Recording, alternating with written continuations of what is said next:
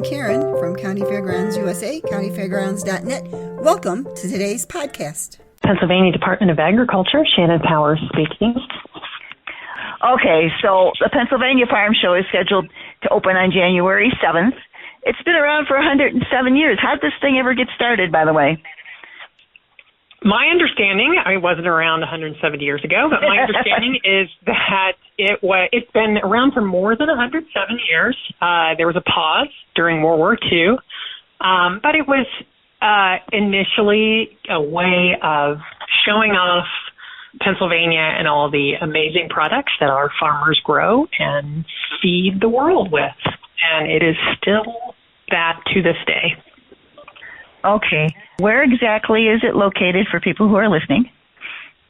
It is in our capital city of Harrisburg. We have an amazing resource here, the Pennsylvania Farm Show Complex and Expo Center, which was started off as a home for the Pennsylvania Farm Show, and now it hosts national and international conferences, expositions of all kind, many of them animals, but all sorts of other giant events down to intimate family affairs. Okay, what's the parking situation like? We have acres and acres and acres and acres of parking. Plenty of available parking and shuttles from some remote lots that are dedicated especially to this event. We get about 500,000 visitors every year. And we have a newly renovated parking lot complete with a traffic circle and improved pedestrian and automobile traffic. Okay. I'm a senior, and so what's senior services like, and do you have places for handicapped? We do have handicapped accessible venues within the complex. We have part of our recent $20 million plus renovation has been widening doors, resurfacing many of the interior surfaces to make it more accessible and easier to get around. We have loaner wheelchairs for those who need them within the complex. And that's about it. We have a brand new competition this year, actually, for one of the many, many, many competitions within the Farm Show is an event called Exceptionalities. It's a competition specifically for folks with developmental and physical disabilities. Okay. All right. So if I was coming to the Farm Show and say I had a bunch of little kids, what would you suggest I do first? I would say first go to one of our information booths or emergency centers, or there is a booth in the main lobby off of Cameron Street, which is not going to make a difference to you in Colorado, but one of the main entrances to the building. We have an armband that you can get for your children. Your phone number is on the inside of the armband. And we have police officers, state police officers throughout the building. Their number is widely published in our materials and on our website. And so you need to be familiar with those places and that number so you can contact them should you get separated from your child. There are large crowds during the event, and it can happen, but we quickly reunite children. We quickly reunite children with their parents if it does happen. Yeah, it sounds like you've had experience doing that. Many, many years of experience, yes. Okay. All right. And then, one of the other things that comes to mind right away is restroom facilities. How are they? There are lots of them. They are large, clean, and accessible. I don't have the exact number in my head, but they're upwards. It's a million-acre facility. There are lots and lots and lots of bathrooms available. So do you hand people like a map when they check in so they know where they're going? We do not physically hand out maps. However, there is a map. There are maps on our website. There is a visitor's guide that they can get with a map in it, and that's available at the entrances and the information booths. So yes, there are maps throughout, the daily schedule, travel tips, all kinds of information is available on our website, and that's farmshow.pa.gov. Okay, so what's old and exciting and not to be missed? What's exciting and not to be missed? Well, wow, we have throughout the day, every day of our 8-day show, there is something exciting literally every minute around every corner. Something for everyone, whether it's an animal competition, competitions of the people showing the animals, celebrity cooking demonstrations,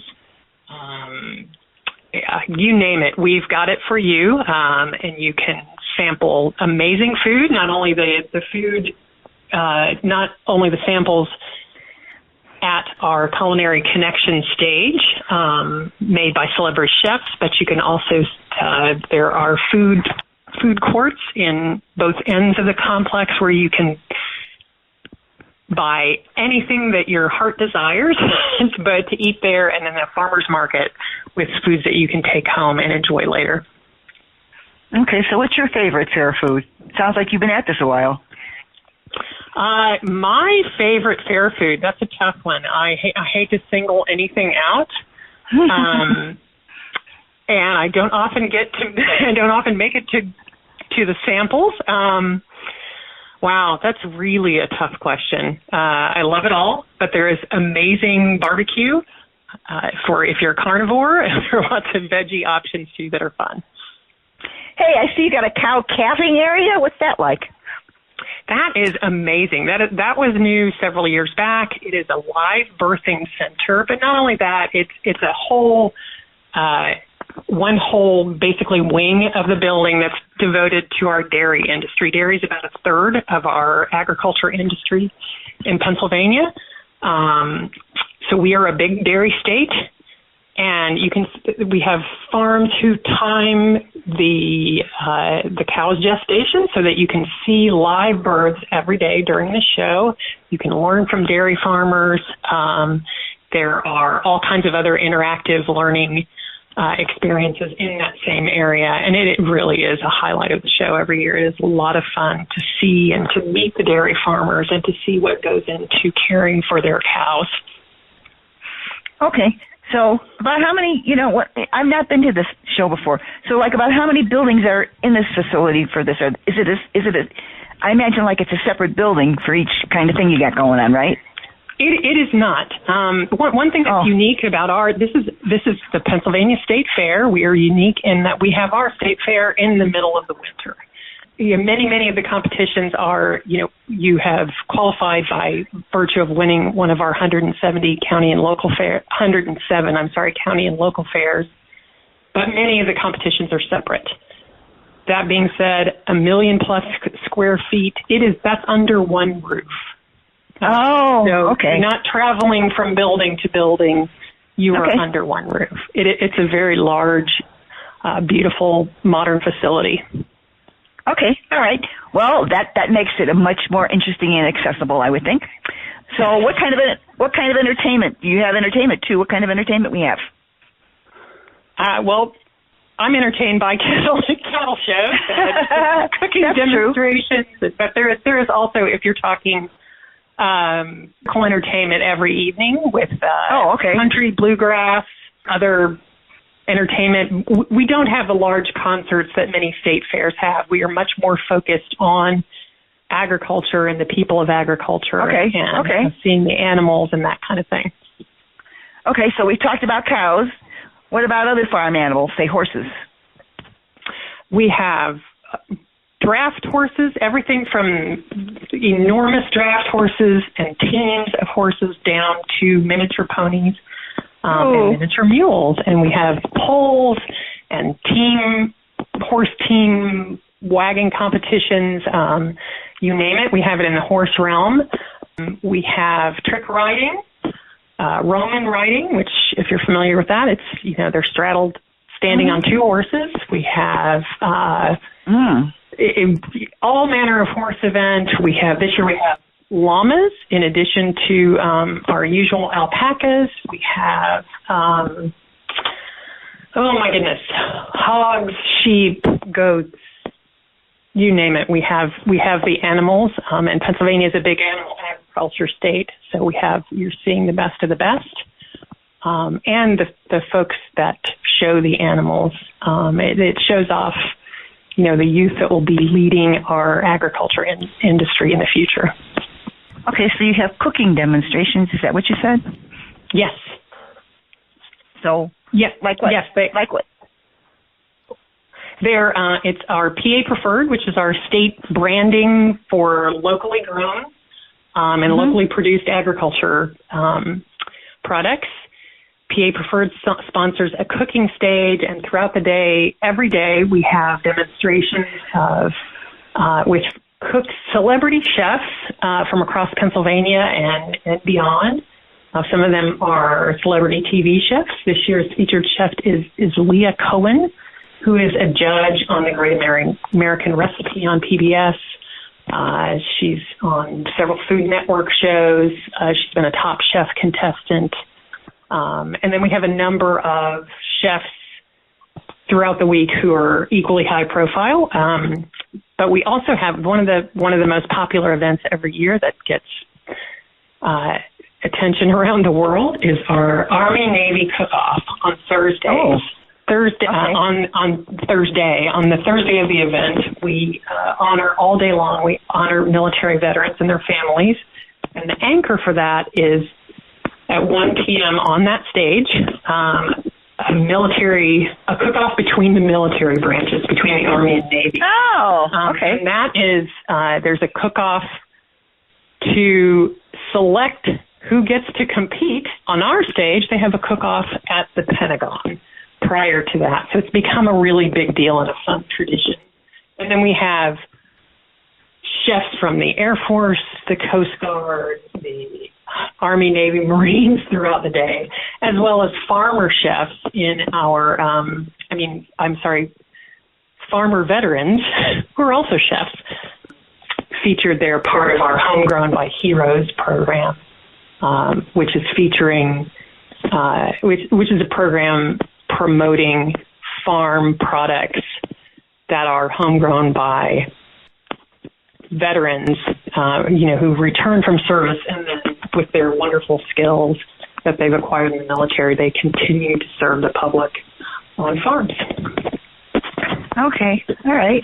Well, it sounds like a heck of a lot of fun and a lot of walking around, and there's a lot of stuff to do.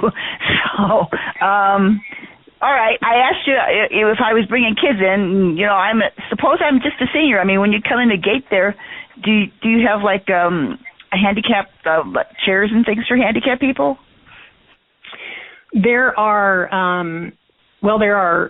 a number of arenas we have a large equine arena. There is handicapped accessible seating there, and in our largest arena, our New Holland arena, also handicapped accessible seating. There are elevators to get to that seating. Okay.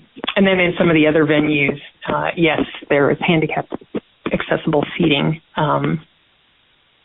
And there are elevators in some of the conference rooms where there will be, for example, we are the first on the U.S. Farm Bill listening tour.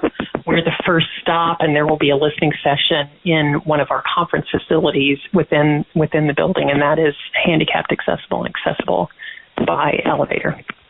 Okay, all right. Well, we've covered a lot of stuff. So I've asked you about horses and cows, and what about when I think about farms, I think about pigs, who are very smart, intelligent animals. Do we have something special for them?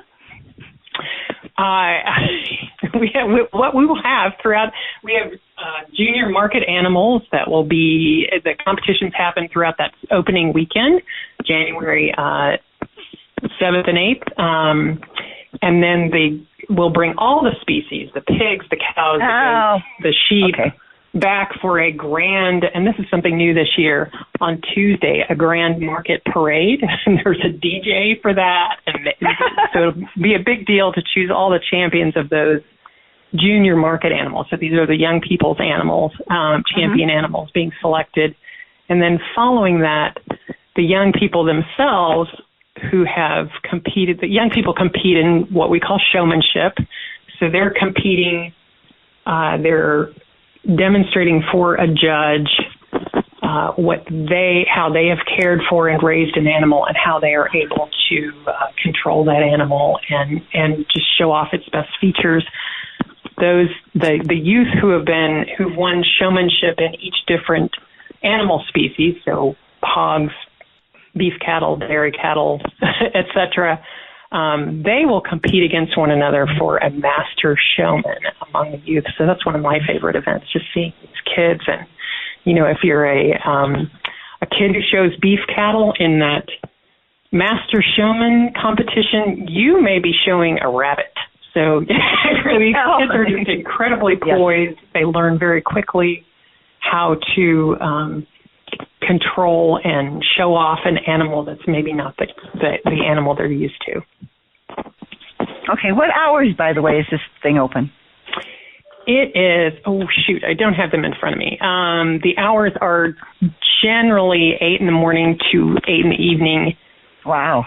Every day. There's a little variety in there. It closes earlier than that. We have a big rodeo that concludes the week. The week starts with a youth rodeo and then concludes with a professional rodeo, part of the professional rodeo circuit. So The main part of the show concludes a little early on that last Saturday, and then we lead right into the rodeo. Okay, so as a person who hasn't been to this before, so if I buy a general admission, do I get into all this stuff, or do I have to buy different admissions? That's a great question. There is no admission for regular admission to the show. There's a $15 parking fee, and that's $15 a car. Okay. No admission to get into the farm show. There are individual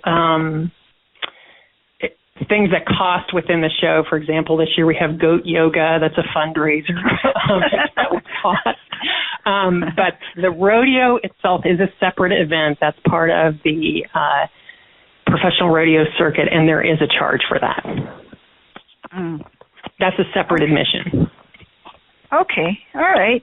Well, we've covered a lot of stuff, and, I'm from the Denver area, and I cover the whole country, and I hadn't talked to you before, and a lot of people don't really know, when we go out west, some of the people don't really know what the Pennsylvania Farm Show is and how long it's been and what exactly it does. So that's one of the reasons I'm doing this interview, and I've thoroughly enjoyed it, and we've learned a lot, and there's a lot that we've learned, and maybe more people will listen to it and come to your event now. Absolutely. We get, as I said, 500,000 guests every year. That's based on some estimates by our Visitors Bureau, but 500,000 guests from all over the 50 states and the world. In fact, we have some international delegations coming in. So we welcome guests, and we'd love to show you what Pennsylvania has to offer. And thanks for talking with me. Thank you very much, Shannon. I've enjoyed it. All right. Take care. Bye-bye. Bye-bye.